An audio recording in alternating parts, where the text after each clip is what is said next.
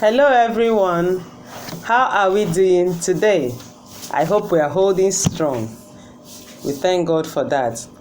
Today, we'll be looking at certain behaviors we display during fasting that are not right.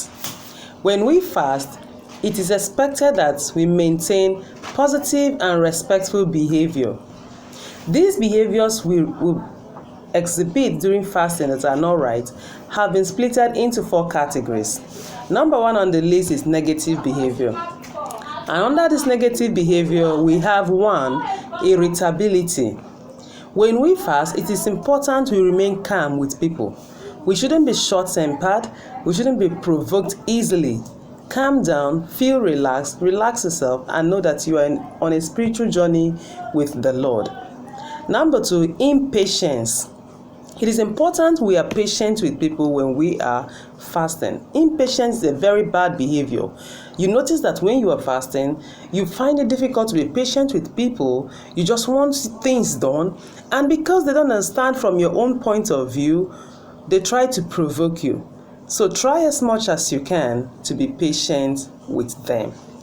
Number 3, complaining. When you fast, one of the negative behaviors you notice is that you may be complaining of hunger, of tiredness. Oh, don't you know I'm fasting? I'm hungry.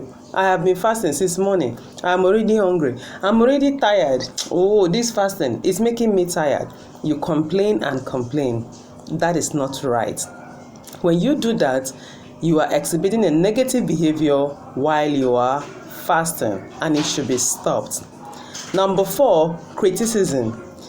You notice that when you fast, you are likely to criticize others. This is a bad behavior. You have no right or reason to criticize other people. Oh, you are not fasting. Don't you know we are supposed to be fasting? You cannot even fast. Come on, 6 to 12, you cannot fast. You are already criticizing others.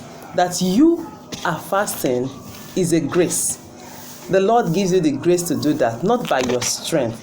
So you shouldn't criticize others. The second category is social behavior. When we fast, sometimes we tend to withdraw from social interaction, withdraw from people, withdraw from family, withdraw from friends. Of course, we know that when Jesus was fasting, he went to the wilderness. We understand the power of moving away from the crowd, but he has not said you should move away from your family. He hasn't said you should abandon your work. Jesus hasn't said you should abandon your friends. When people talk to you, you keep mute. I'm fasting. I don't want distraction. No, that is not what it's all about. You still interact with people, but let there be a limit because you are on a spiritual journey. Secondly, being dishonest about your fasting intentions. Someone may ask you in the office, in your place of work, are you fasting? No, I'm not fasting. No. But you are actually fasting. So why deny it? Or you have not proven yourself as a Christian? Is that what you are saying? You can only deny this if you have not shown them who you really are. Number 3, comparing yourself to others. It is really bad for you to compare yourself to others when you are fasting. Trying to let them know that you have the power to fast from 6 to 6. You are fasting for 3 days. 7 days fasting is your calling, and they cannot do anything. You don't do that at all. We all have different graces. So comparing yourself to others is really wrong. Number 4, seeking sympathy. Oh, won't you people pity me? I'm already fasting. Help me with my work. This fasting is tiring. You are expecting them to show you sympathy because you are fasting. That is a negative behavior. The third category is emotional behavior. And under the emotional behavior, we have negative self-talk. When you are fasting, you don't give yourself negative self-talk. Talk good about yourself, encourage yourself, speak positive words to yourself. You are on a spiritual journey, so don't talk down on yourself. The second one is anxiety. Don't be anxious of what you are already in. Before you started this fasting, you called upon the Lord and you asked for direction. So remain calm and work with Him. Number 3, fear. Do you show fear that you may not be able to accomplish the spiritual tasks? You're supposed to fast for 6 to 6 and you are kind of, can I do it? You're really scared. No, call upon the Lord, ask Him for grace. He will empower you. It is not your doing, it is His doing that you continue with your tasks. Number 4 is pride. You move around puffing up your shoulders that you can fast 6 to 6. I have mentioned this before. You don't exercise pride when you are fasting. It is the Lord who gives grace. It is not your making at all.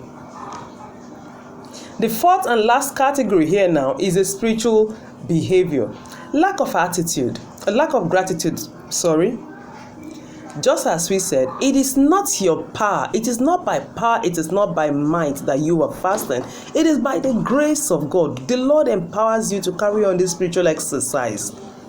So you need to appreciate Him. You need to give Him the praise. You need to acknowledge Him. Show gratitude for the grace He has given to you to carry on this aspect of spiritual journey.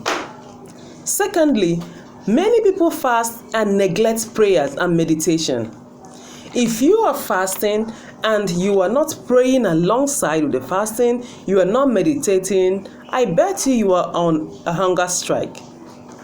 When you start or before you start your fasting journey, you are supposed to pray, present your intentions before God, ask for grace. In the course of your fasting, you are also praying along. You don't just wake up in the morning and you start working. As you walk and walk, you check the time, it's already 10. It's 10 and I've not eaten breakfast. Maybe I should just fast. Let me just continue the fast and close by 12. You have not fasted. You have not fasted because there is no prayer in it. There is no meditation or study of the word in it. So for you to have a good spiritual exercise through fasting, it has to be accompanied with praying, with meditation, with the study of the Word of God. Third is disregarding intentions. You don't just go about say you are fasting and you have no intention at all. No, every day, every fasting exercise should come along with intentions. What is it that you're expecting the Lord to do for you? What is it you want the Lord to do? What is it you expect to achieve at the end of this fasting exercise? Those are the kind of things, the kind of questions you should ask yourself. Then you go ahead and present them before the Lord, pray, and start your fast. Then the last but not the least is ignoring spiritual growth. This fasting enables us to grow spiritually, just as we have told ourselves a few days ago. It enables us to grow spiritually. If you are fasting and you have no intention of growing spiritually, or you don't even know that it enables you to grow spiritually, then I think you really need to have a rethink, knowing that this is one of the areas or one of the lifelines that will enable you to grow spiritually. We will be stopping here today. We will continue next time on some of the lifelines that we need to enable us continue on this journey to Calvary. The Lord is our strength in Jesus.